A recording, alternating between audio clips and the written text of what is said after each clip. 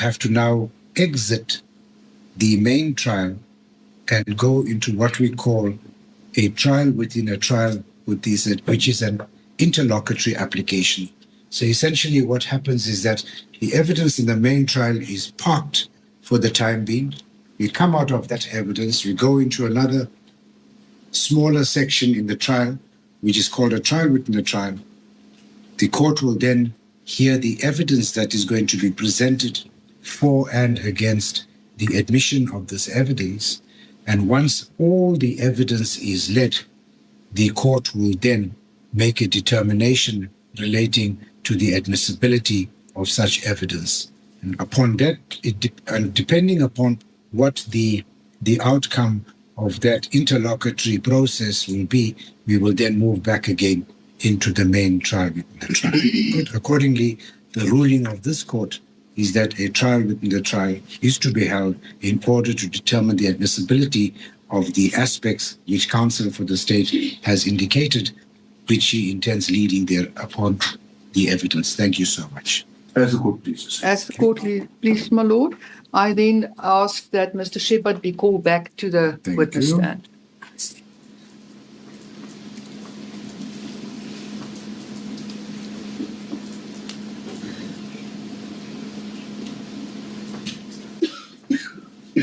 Can the court orderlies just assist us in calling the witness, please? Thank you.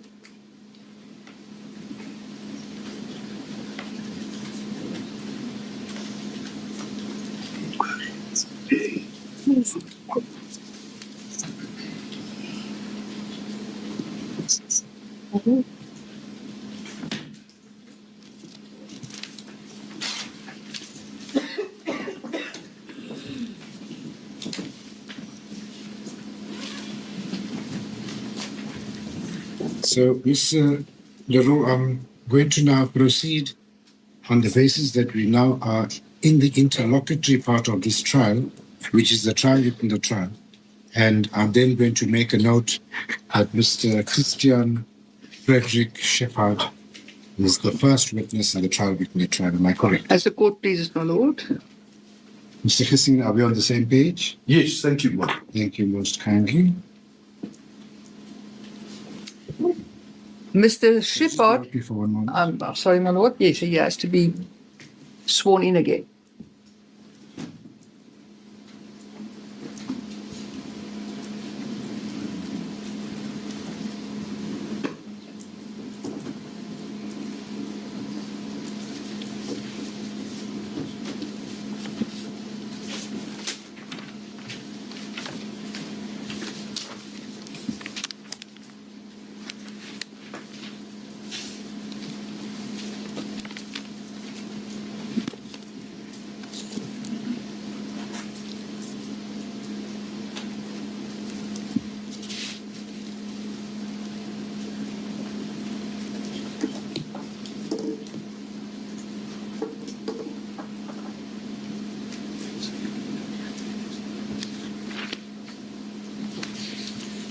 Mr. Shepherd, you remember you gave evidence this morning relating to your involvement up until the time that the police, members of the South Police Services came onto the scene. Yes, my lord.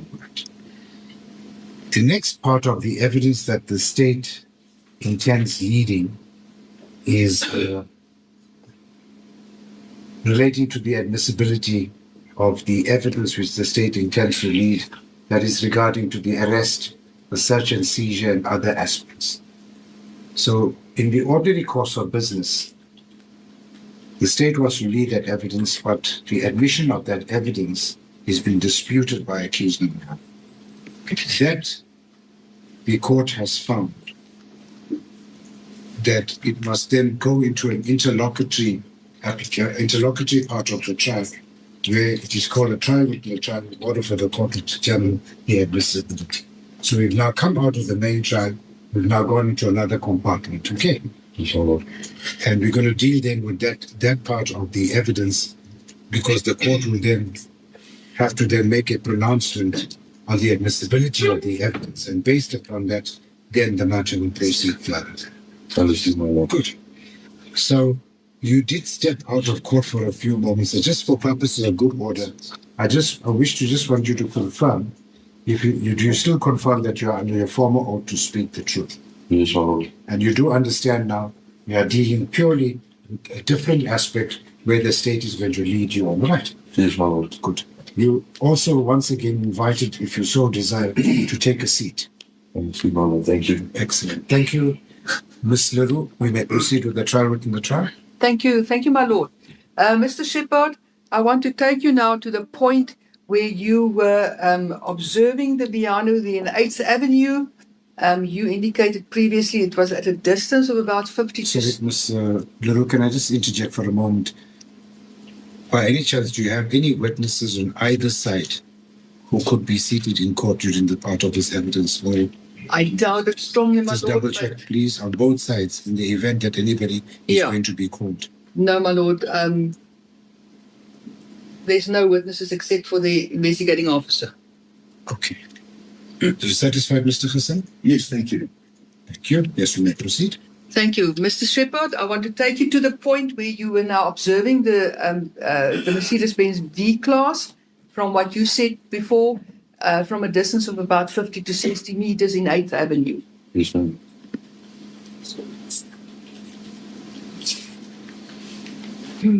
And at that point, you already then made contact with Captain Sigobela. That's correct, ma'am.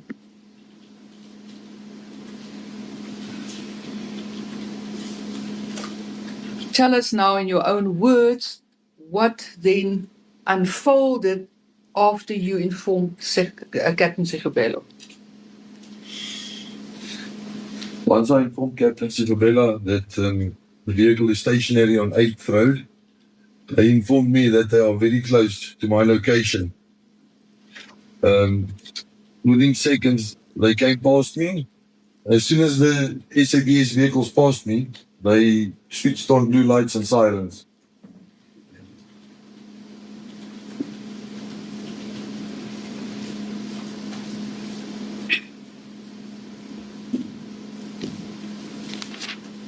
Yes.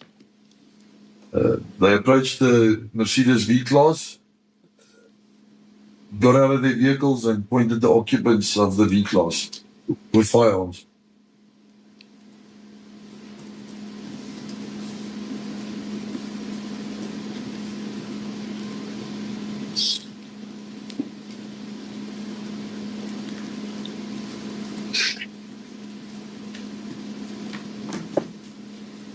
How many vehicles, either from SAPS or other law enforcement agency, can you recall that you saw that in that exercise?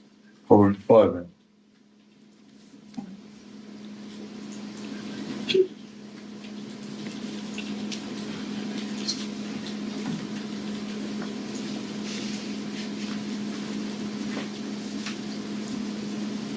Step by step, tell the court now, from your observation point, what did you see happening? They're approaching the V-Class. Step by step, please. Yeah, they approached, like I said, they approached the vehicle with the rifles pointed towards the occupants. Members shouted out instructions like, put your hands up, hands up.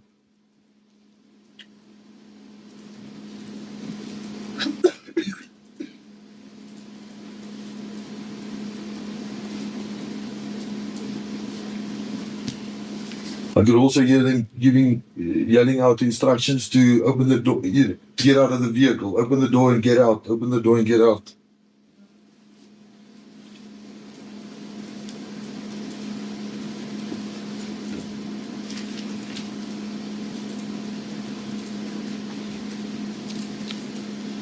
Was Captain Sigobela in this group?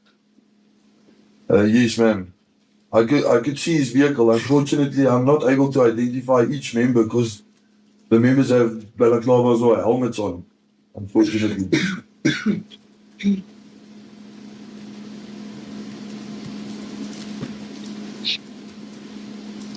Can you recall whether you saw Captain Totsetsi there at that stage? I can recall seeing his vehicle that he was driving at that current point, ma'am.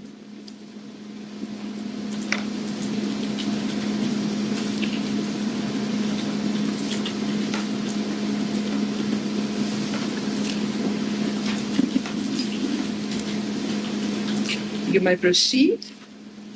At that stage, the occupants of the V-Class got out of the vehicle. They pushed the doors open and they got out.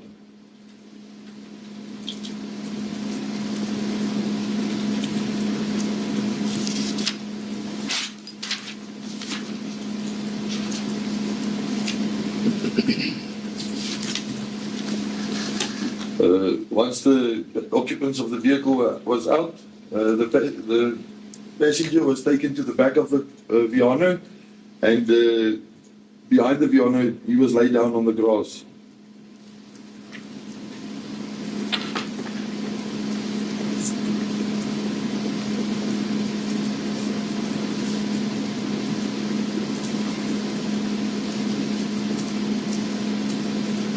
Yes.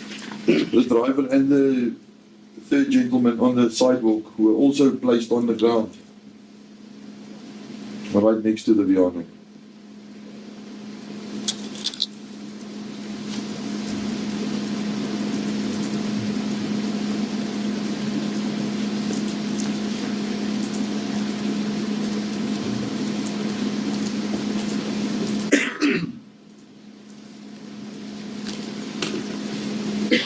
You were still seated in your motor vehicle at that stage. That's correct, man.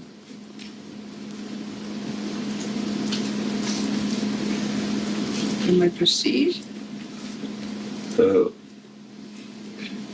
At that point, it sounded like SAPs were having a discussion or questioning them regarding the gentleman on the sidewalk, but I can't confirm what was asked. Captain Sigabella then called me and asked me to come down towards the Viano.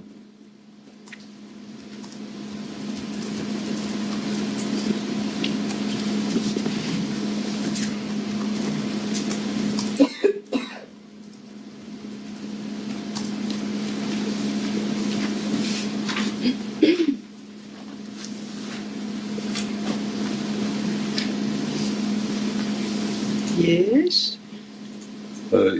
Once I arrived, Captain Sigabella asked me to identify the occupants or to confirm if the occupants that have been detained by them are the same occupants that were in the I-20 earlier.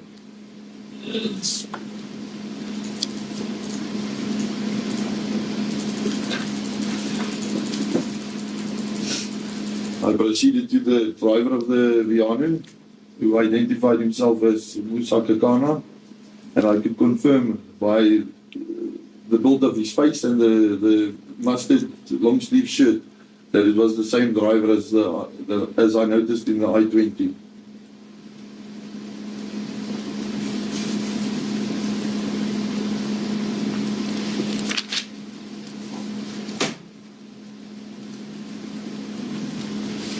My Lord, with the court's permission, I will ask then that the three gentlemen, as accused number 1, 2, and 3, just stand in court. I see accused number 1 has already removed his mask as I requested.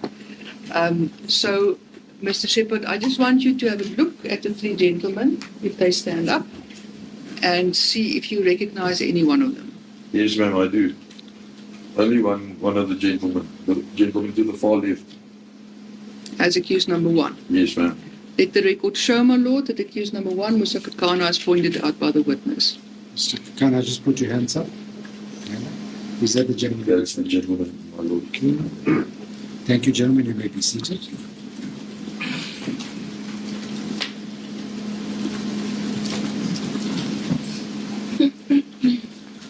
You may proceed. What was your observations there? What further transpired?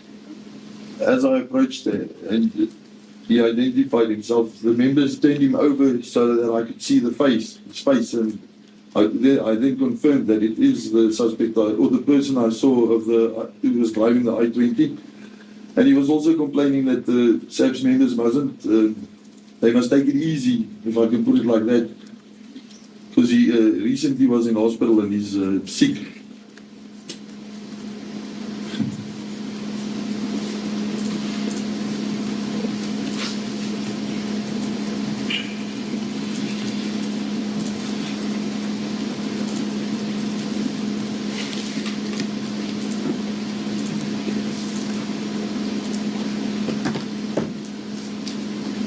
What language was he speaking?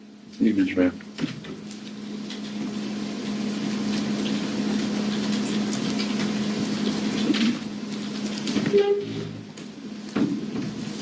If you say they picked him up, what do you mean by that? Why would they be? I think the evidence was turned him over. So it would appear that he was lying on his tummy, and they then turned him over so that the witness could take a look at his face. I will correct my statement. You mentioned that he was turned over. Can you just explain that to the court? My lord, can I use that picture as an example? Because he was laying by the mag room on his stomach. So when the members got to him, they locked arms with his arm and they just lifted him. So I could see the front of his face and identify him that way. So if you're saying he was lying next to the mag room, if I drag the cursor, would you say it's to the Yes, ma'am. front In that area, yes, ma'am. there? So Yes, you're ma'am. pointing towards a point, if one would say, closest to the front of the vehicle. Yes, ma'am. So I want you to go to your photo number 27, and if we provide you with a red pen, can we just provide the witness with a red pen, please?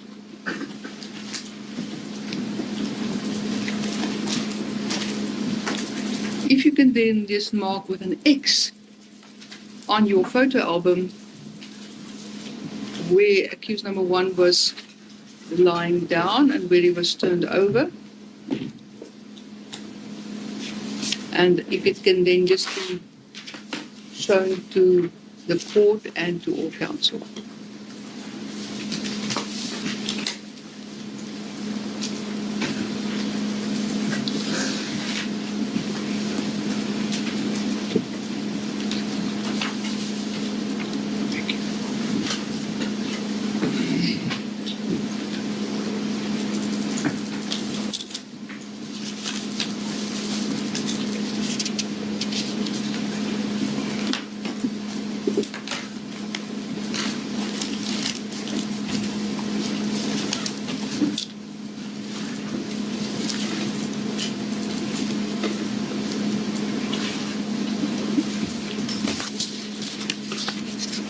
Please show it to the accused as well. Thank you, Mama. That was just about to. Thank you.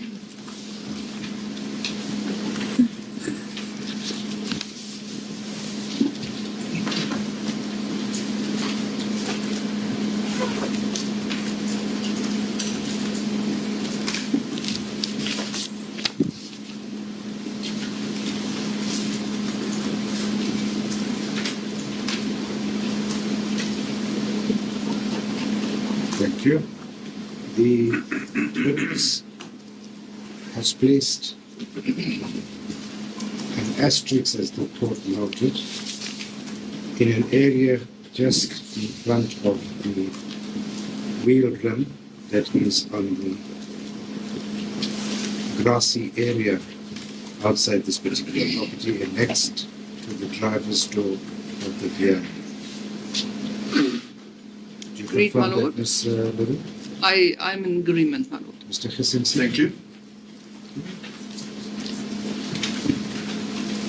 Mr. Shepherd, you may continue. So you identified the accused, and he still was still wearing that mustard top.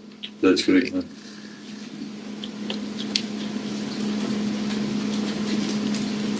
And he was turned over so that you could see his front. Yes, ma'am.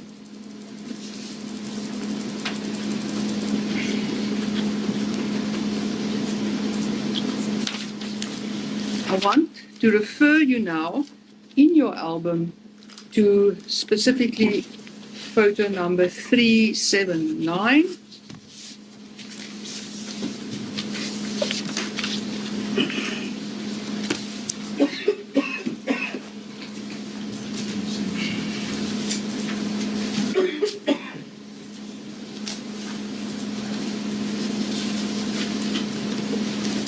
So what you see there, are you in agreement that that is the mustard colored top that you've already identified? Yes, ma'am. That's correct. It's easily identifiable, the shirt, if you know what I mean. The color and yeah.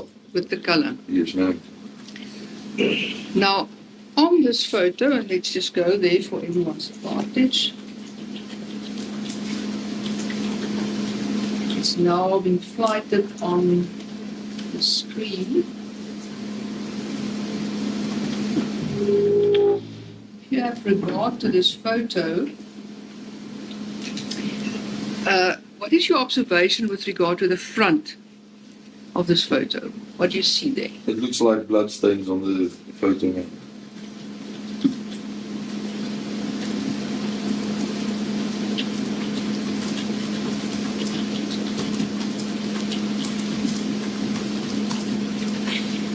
Now, if you think back on that day, from your observation, specifically there where you saw him now lying down on the ground with his front facing you, could you remember whether you saw any of that? No, ma'am, there was no blood. There was no blood. There was no blood.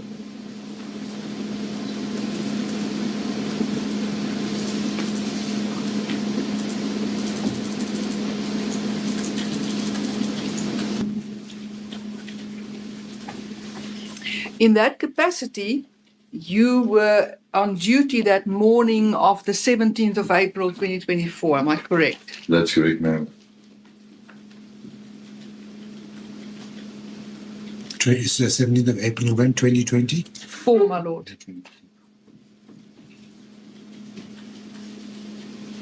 Yes. I wanted you to tell in your own words what happened around 7 o'clock that morning and your actions that followed, which gave rise now to your evidence here today in court. Slowly, please keep up with the pace of the court.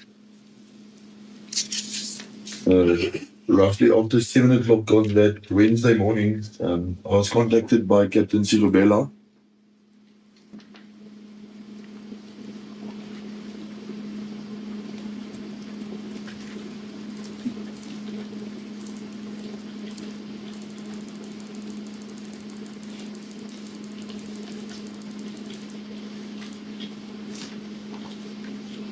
A member of the South African Police stationed at Gauteng TRT.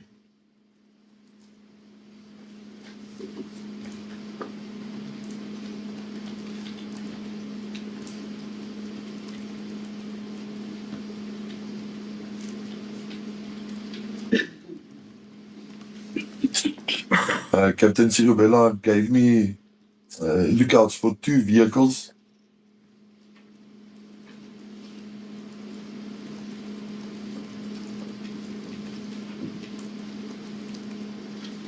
That were involved in the murder, that were possibly involved in a murder in the Vereniging area.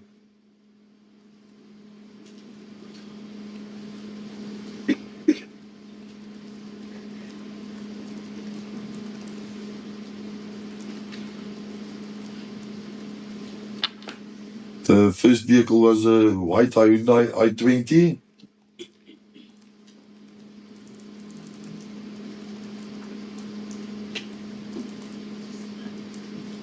With the registration number Foxtrot November 42 Mike Charlie Golf Papa.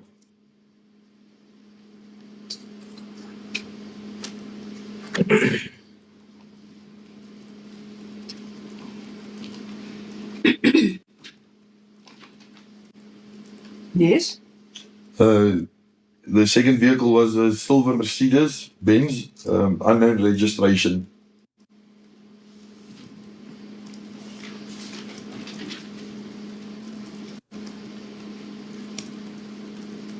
Where were you, where did you find yourself at that stage when you received this information? In the Gauteng Norwood area.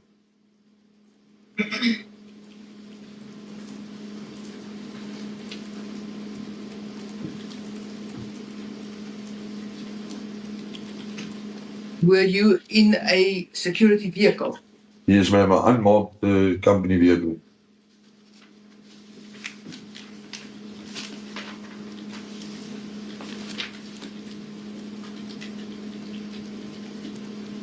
What did you then do with this information?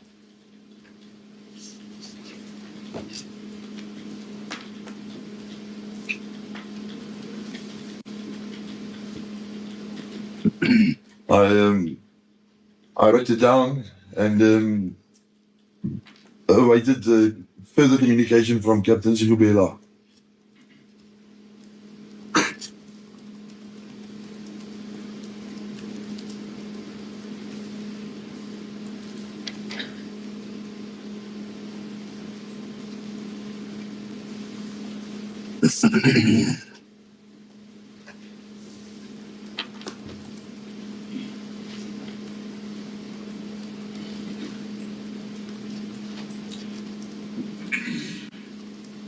Yes. Captain Sigubela did contact me yet again and gave me an address of, a possible address where these two suspicious vehicles or these vehicles that were involved in the murder would be going to.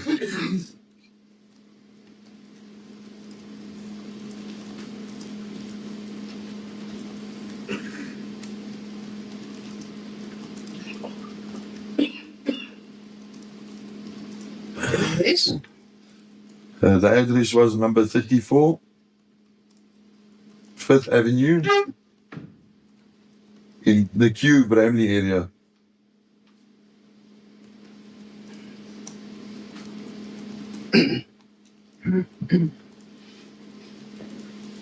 Yes. I then proceeded to the above mentioned address to see if I could notice any of the vehicles Captain Sigubela contacted me with regards to.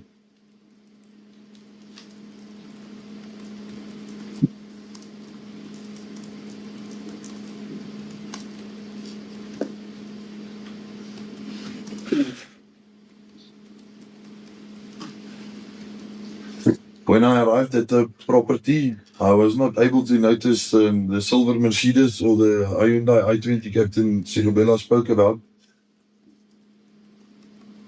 Let me ask you this way. Were these vehicles there at the time? No, man.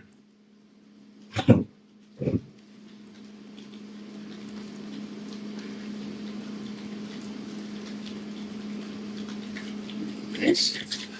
I did, however, see a white Mercedes Viano parked in number 34 5th Street, 5th Avenue.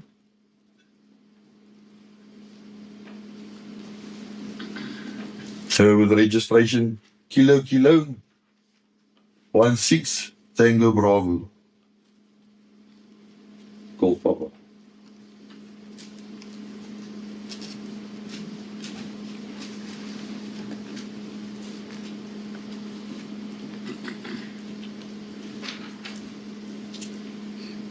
Can you describe to the court what was the position of this white Mercedes Viano?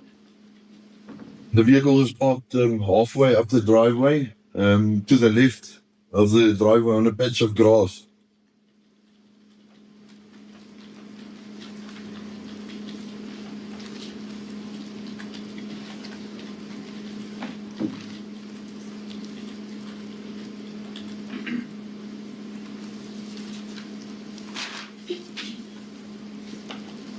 Yes. I informed Captain Sigubela, who instructed me to continue with observation of the property.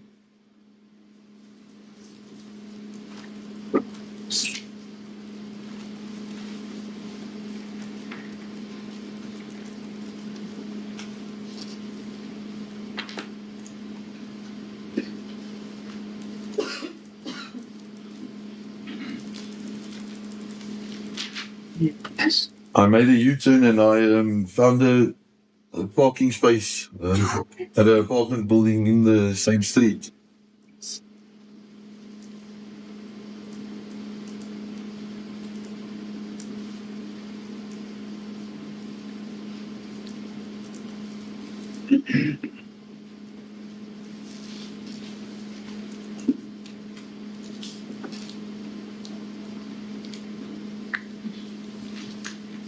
Yes. So how were you parked there? I reverse parked on, it's got parking on the pavement. So I reverse parked my vehicle in order to have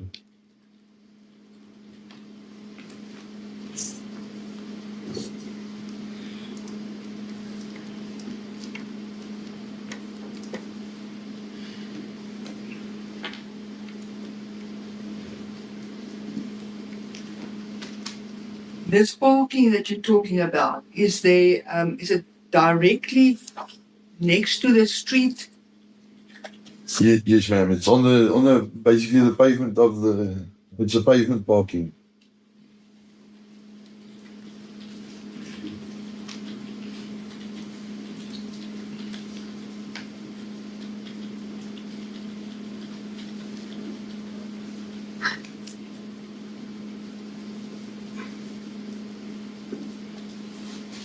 How far was this spot where you were parked from this address that you just drove past?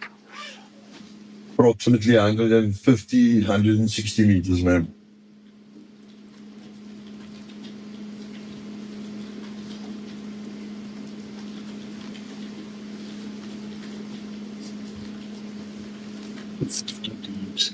And was this parking space still in the Fifth Avenue? Yes, ma'am.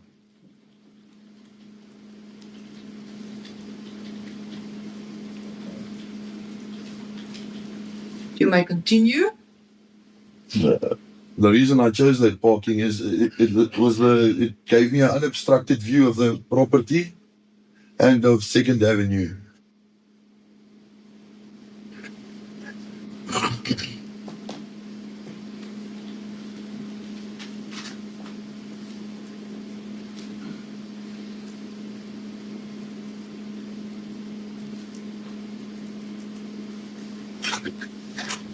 Yes. I continued with observation.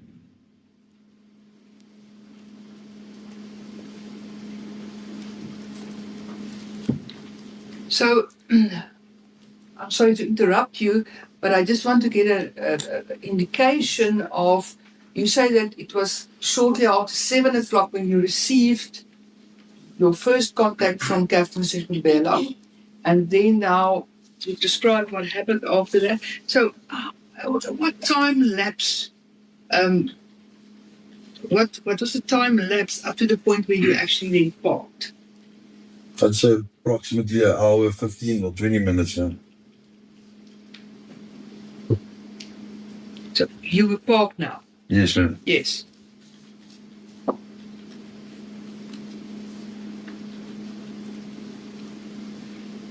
Yes. At approximately 8:35,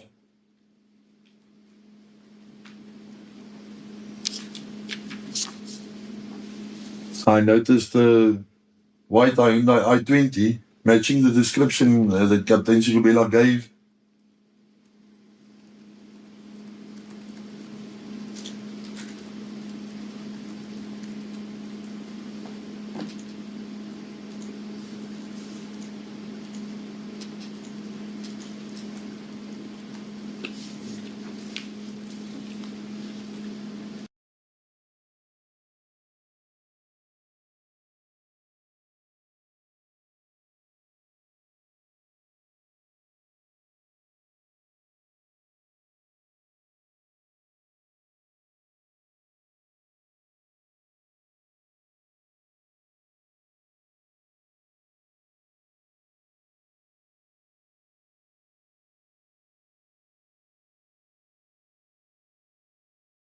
Breaking news.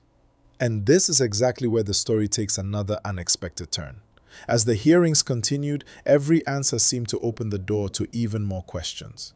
Instead of bringing everything to an immediate conclusion, each session revealed another layer that investigators wanted to understand. The commission carefully examined documents. It listened closely to witness testimony. It asked detailed questions about how certain decisions were made and whether the correct procedures had been followed from the very beginning. That is why these hearings have continued to attract so much public attention. This is no longer just about individual allegations. It is also about whether public institutions operated the way they were supposed to. And that is a question many South Africans want answered. But here is the interesting part. Government leaders have continued to repeat the same message throughout this process. They say South Africa's institutions must remain strong, independent, and trusted by the public. They have also stressed that every investigation must follow due process and that nobody should rush to conclusions before all the evidence has been fully examined. That message has become increasingly important.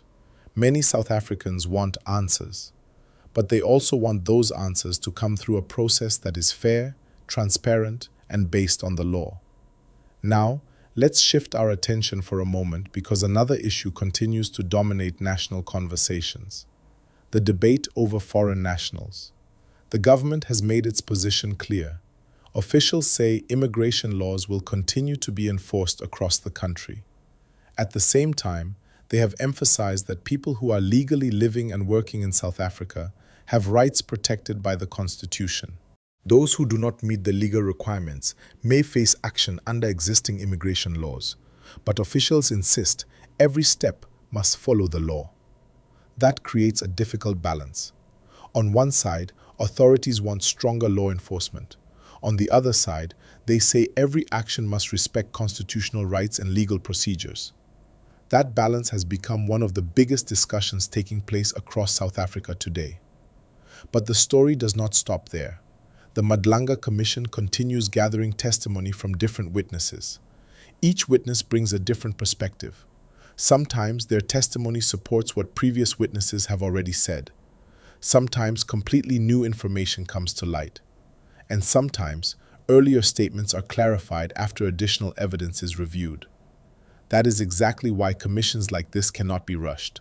Their responsibility is to examine every available fact carefully before reaching any conclusions. And that process often takes time. If you have been following this story from the beginning, this is a great time to support the channel. Please like this video and subscribe because we are committed to bringing you verified political updates in clear, simple English as every new development unfolds. Now here comes another important point: public confidence. This may be one of the biggest issues at the center of everything happening right now. Citizens want confidence that institutions responsible for fighting corruption, enforcing the law, and protecting the public are operating fairly, openly, and without interference. That is one of the reasons these hearings continue to receive so much attention. Everyone is waiting to see what the Commission's final recommendations will be. Some legal observers believe the final report could recommend stronger oversight, improved accountability, and changes designed to make institutions even more effective. However, those remain expectations at this stage. The Commission has not yet released its final conclusions. That means this story is still developing. More witnesses could still testify. Additional evidence could still be presented. New official statements could still be released. Every hearing has the potential to change the direction of the conversation. At the same time, discussions around immigration policy remain active across the country. Communities continue searching for practical solutions that strengthen public safety, encourage economic growth, and ensure that the law is applied fairly to everyone. Many South Africans hope future decisions will bring greater stability while respecting both security concerns and constitutional rights.